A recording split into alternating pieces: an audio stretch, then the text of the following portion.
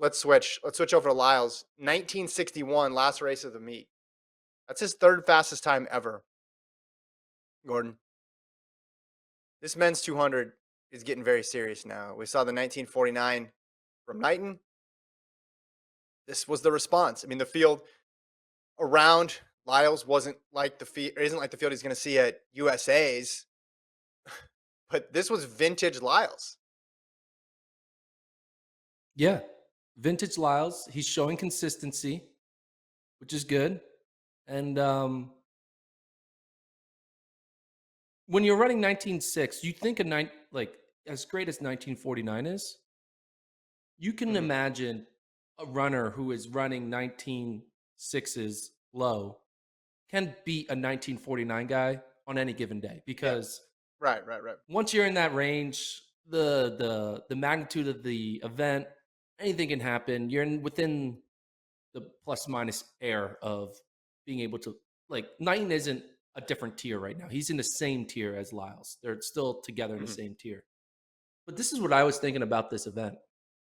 200, very interesting event. Not as interesting as the men's 100 because I think there's more guys in the men's 100, but the men's 200 is a lot more limited on who can actually win gold. But if you're Noah Lyles, you just run Mhm. 1961. Yeah. USA's is in 2 weeks. What is Noah Lyles' USA plan, knowing that he has the buy in the 200? Does he even run the rounds of the 200? Does he just do the 100? What, now that you see his regular season, he ended with the Yeah. 1961 in New York.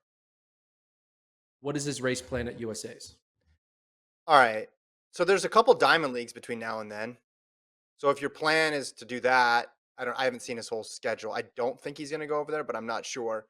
I could see that, do a diamond league, then come back, just run around, run the 100 just to cuz you have to show up and that's it. Yeah, I think he'll run the 100. I don't know if he'll go to all the way to the final. Now, psychologically, what would be interesting would be for him to run the 200 and win it running fast and saying, I didn't even need to be here and I still beat all you guys. That would be an interesting play. But knowing what we know about track and field, knowing the cautious nature of the sport, the risk of injuries, et cetera, I'd be surprised if we saw him in a final in either one of those two events.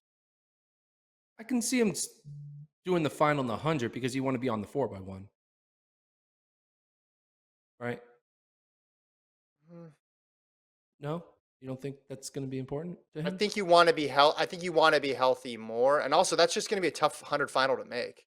I mean, True. he ran near Coleman and in Prix, so he's obviously he's no slouch. He can make that final, but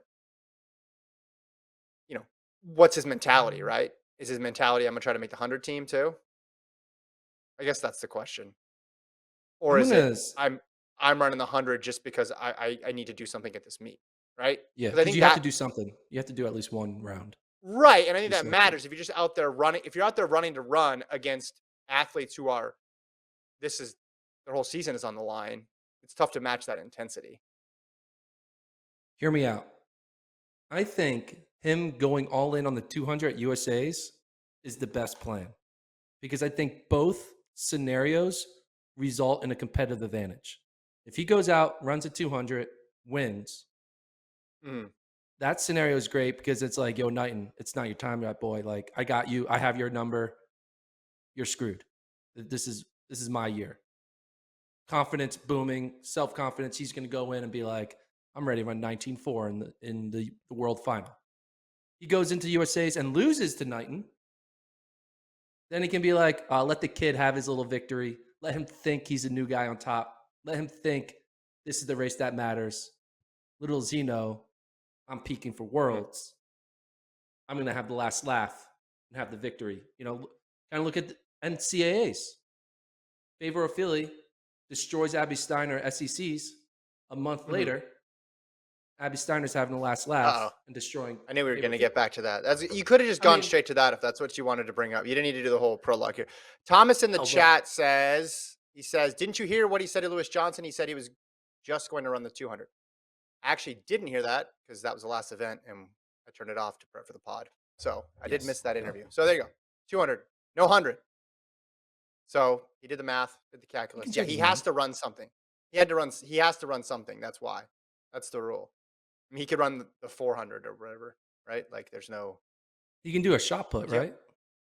well, do you have to qualify though, You have to or qualify. do That's you? true. You got to So qualify. I guess he could. Put him He in the could do race the walk. quarter.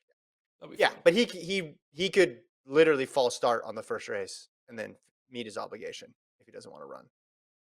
They That's should all I can see. have all the runners who have buys to Worlds, whether they're the Diamond League champion or the defending world champion.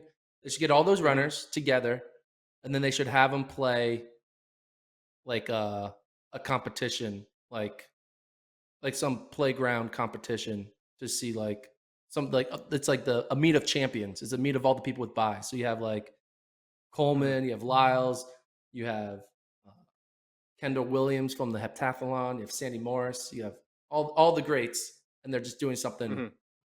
I don't know, like Or playing like or 5-on-5 basketball or bags no, don't do or that.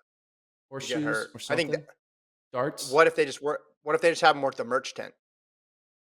You don't have to run, but you got to work the merch tent You got to put in because your we're short hours. staffed. Yeah, You give us it's like 3 hours of your it's up to time. you. It's up to you. You can choose either way.